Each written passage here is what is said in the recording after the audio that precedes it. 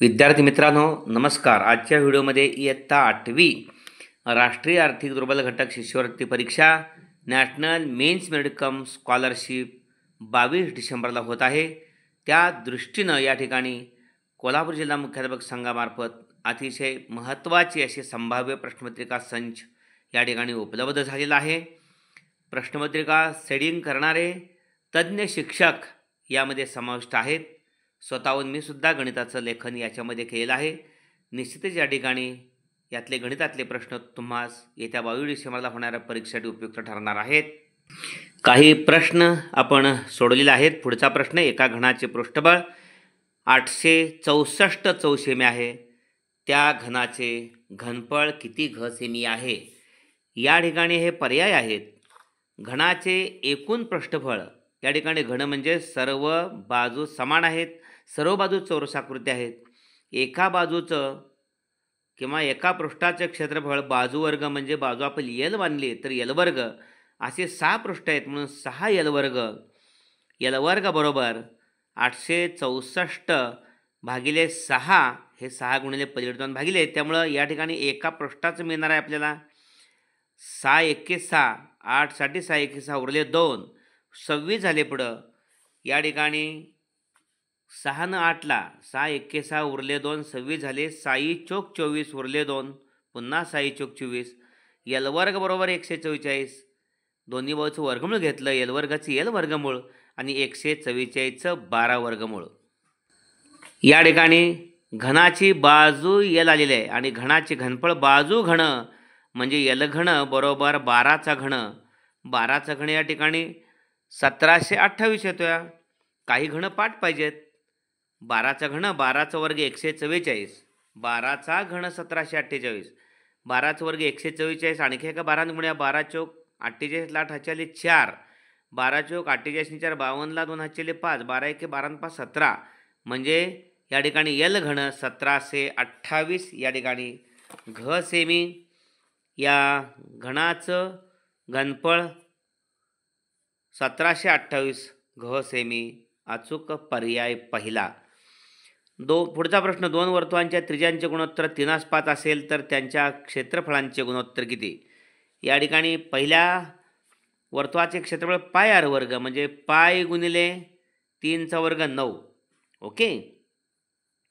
दुसऱ्या वर्तुळाचं क्षेत्रफळ पाय आर वर्ग 5चा घन 25, त्यामुळं 9:25 क्षेत्रफळांचं गुणोत्तर 9 पायला पाय गेले, 9/25 म्हणजे 9:25, अचूक पर्याय चौथा. पुढचा प्रश्न, सोबतच्या आकृतीत त्रिकोण ABC हा काटकोन त्रिकोण आहे.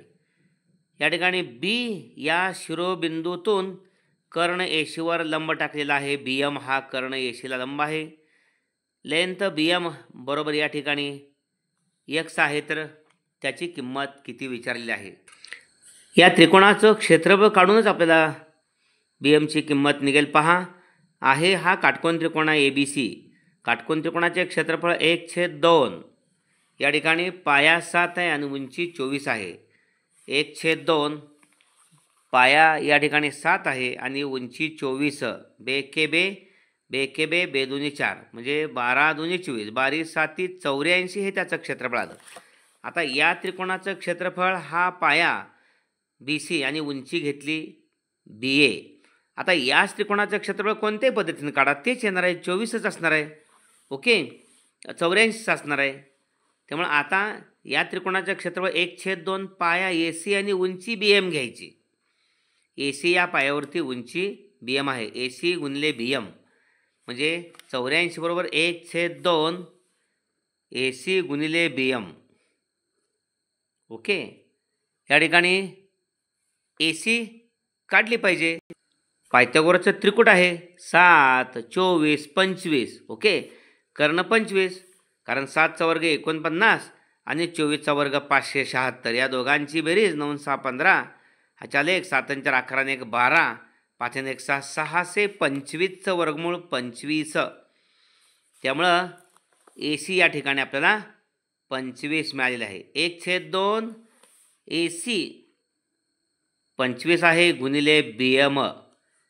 84ला हे भागिले 2 आहेत ते गुणिले आणि हे 25 भागिले आले. ओके, म्हणजे BM म्हणजे XCची किंमत मिळणार आहे.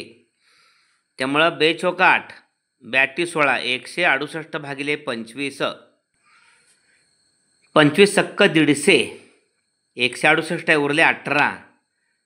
ओके, पॉईंट 18 वर 0 घेतले, 180 झाले. 25 सत्ते पावणे 200, 180 ने 175 गेले, उरला 5. 5 वर 0 50, 25 दुनी 50, 6.72 सेमी. अचूक पर्याय या ठिकाणी 6.72 सेमी दुसरा. ओके, पुढचा प्रश्न आहे, 10 दराने 2 वर्षाचे चक्रवाढ व्याज सरळ व्याज यांच्यामधील फरक 288 आहे, तर ते मुद्दल कोणते?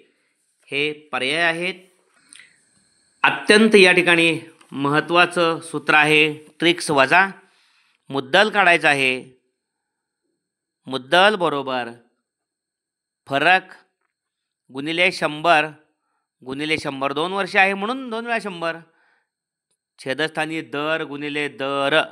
ओके, त्यामुळं फरक किती येईल आहे? 288 रुपये. ओके, गुणिले 100 भागिले 100, दर पण 2 वेळा आहे या ठिकाणी. 10 10 12 म्हटले, 12 गुणिले 12, 12 1 12, 12 2 24, उरले 4, 12 चौक 48.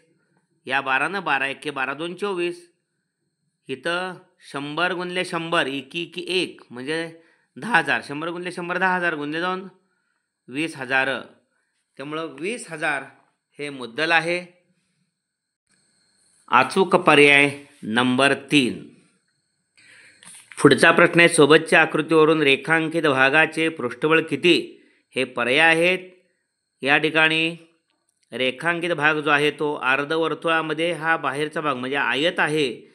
या आयताची ही जी लांबी आहे ती 56 सेमी आहे आणि रुंदी आहे ही याच्या त्रिज्या एवढी आहे. या ठिकाणी 28 सेमी रुंदी आहे, 28 सेमी त्रिज्या आहे. ओके, 28 आणि लांबी 56. तर या अर्धवर्तुळामध्ये अशा पद्धतीनं अर्धवर्तुळ काढलेलं आहे आयतामध्ये आणि आयताचा उर्वरित भाग जो रेखांकित केला आहे त्या रेखांकित भागाचं क्षेत्रफळ काढण्यासाठी अत्यंत महत्त्वाची ट्रिक्स आपण म्हणूया. अर्धवर्तुळासाठी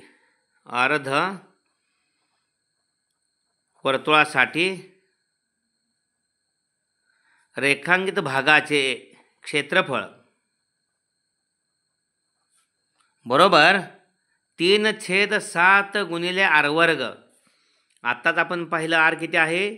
28 आहे त्रिज्या. 28 गुणिले 28 वर्ग आहे, 7 चौक 28, 3 चौक 12, r वर्ग 28 त्रिज्या आहे. त्यामुळे r वर्ग म्हणजे 28 गुणिले 28, 3/7 गुणिले r वर्ग सूत्रच आहे. 7 न 28ला 7 चौक 28, 3 चौक 12, 12 न 28ला 12 8 96ला 6 4 9, 3 चौक 12 2 24, 9 33, 336. या ठिकाणी पहा अचूक पर्याय या ठिकाणी रेखांकित भागाचे क्षेत्रफळ 336 चौ पाहिजे, इथं चुकून प्रिंट मिस्टेक आहे, 336 चौ सेमी. ओके, पुढचा प्रश्न आहे, सोबतच्या आकृतीत चौकोन PQRS हा चौरस आहे. त्रिकोण QRS या त्रिकोणाची परिमिती हवी आहे. त्रिकोणाची परिमिती म्हणजे तिन्ही बाजूंची बेरीज. चौरसाच्या चारी बाजू समान आहेत, त्याची QR एक बाजू 10 माहिती आहे, SR ही सुद्धा 10 माहिती आहे.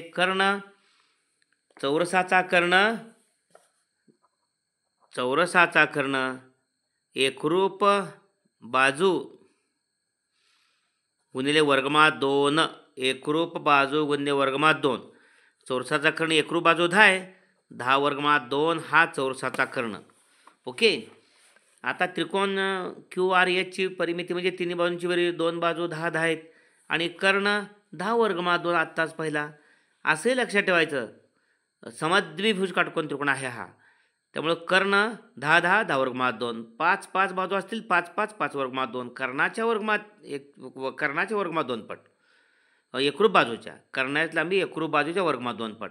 त्यामुळे या ठिकाणी एकरूप बाजूंची लांबी कर्णाची लांबी एकरूप बाजूच्या म्हणजे गुणिले म्हणजे 10च्या वर्गमूळात 2 म्हणजे 10 वर्गमूळात 2. ओके. त्यामुळं 2 बाजू 10 अधिक 10 आणि तिसरी 10 वर्गमूळात 2 आहे. ओके. 10 10 20 अधिक 10 वर्गमूळात 2. ओके. परिमिती 3 बाजूंची बेरीज हे स्वरूपच नाहीत, पण 20 आणि या 10 म्हणून सामायिक 10 निघतोय. इथं आत राहिला 10 दोन्ही 2 आणि अधिक हा 10 वर्गमूळात बाहेर काढल्या, त्यामुळं आत राहिला 2 वर्गमूळात 2 बाहेर 10. त्यामुळे 10 कंसात 2 अधिक वर्गमूळात 2 10 कंसात अचूक पर्याय तिसरा 10 कंसात 2 अधिक वर्गमूळात 10 कंसात 2 अधिक वर्गमूळात 2 सेमी. ओके. पुढचा प्रश्न आहे 12 मीटर उंचीच्या भिंतीला एक शिडी तिरकस लावलेली आहे. भिंतीपासून शिडीच्या पायापर्यंतचे अंतर 3.5 सेंटीमीटर आहे. तर शिडीची लांबी किती? या ठिकाणी शिडी कशी लागलेली आहे पहा. ही भिंत आहे. या ठिकाणी शिडीचं खालचं टोक आहे, हे वरचं टोक आहे. ही शिडी आहे आणि शिडी 12 मीटर उंचीच्या भिंतीला म्हणजे हे 12 मीटर आहे. ओके. 12 मीटर उंचीची लावलेली शिडी भिंतीपासून शिडीच्या पायापर्यंतचे अंतर 3.5 आहे. हे 3.5 आहे खालचं टोक. ओके. ABC हा काटकोन त्रिकोण तयार झाला. AB ही भिंत आहे 12 मीटर उंची. शिडीचे वरचं टोक आहे, हे खालचे टोक आहे. शिडीचं खालचं टोक भिंतीच्या पायापासून 3.5 मीटर अंतरावर आहे. शिडीची आपल्याला लांबी पाहिजे. या ठिकाणी शिडीची लांबी काढण्यासाठी पायथागोरसचं प्रमेय 12चा वर्ग 144. ओके. आणि 3.5चा वर्ग 35चा वर्ग 1225. 3.5 2 वेळा आहे, त्यामुळे 12.25. हे 25 तसंच बेरीज करायची आहे. 4 आणि 2 6 आणि 14 आणि 1 15 156.25. आता 156.5चं वर्गमूळ पाहिजे आपल्याला, म्हणजे आपल्याला कर्ण मिळेल. आता सोपं आहे. या ठिकाणी या वर्गमूळ काढायचे आहेत, त्यामुळं 25चं वर्गमूळ 5 आणि 156 म्हणजे कुठल्या संख्येचा वर्ग 156च्या पाठीमागं राहतो? 156च्या पाठीमागं राहतोय, लहान राहतोय. 13चा वर्ग आपण घेतला तर 169 होतोय. 156पेक्षा पुढे जातोय आपण, त्यामुळं बरोबर 12चा वर्ग 144 156पेक्षा लहान आहे, त्यामुळं 12.5 कुणाचं वर्गमूळ आहे? 156.25चं वर्गमूळ आहे. त्यामुळं अचूक पर्याय या ठिकाणी 12.5 आहे. ओके. अशा पद्धतीने हा व्हिडिओ जरूर लाईक करा आणि आपल्या सर्व विद्यार्थ्यांच्यासाठी पाठवून त्यांच्या गुणवत्ता वाढीसाठी जरूर प्रयत्न करा. धन्यवाद.